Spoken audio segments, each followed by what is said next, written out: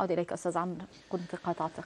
لا يعني هو أنا الحقيقة عايز أقول للتحالف الوطني لدعم الشرعية لا تنتظروا أمل في أي مفاوضات. خلاص اشتغلوا على القضايا الدولية، إن كل واحد هيقتل وهيتقتل في الشوارع.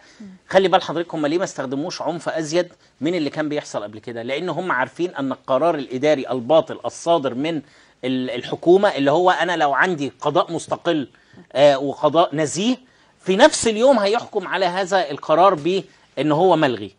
انما انا عندي هناوت لازم التحرك السريع في المحاكمات الدوليه، ولا تخضعوا لضغوط الغرب. استنوا اصل احنا بنعمل، اصل اشتون هتروح وهتتفاوض معاهم. الكلام ده خلاص 5 شهور بتستنزف الدوله ومواردها، وبيستنزف شبابها اللي هم، ما تقوليش مصر اصل احنا مصر اللي بتعمل المواطن هو اللي هيعمل مصر.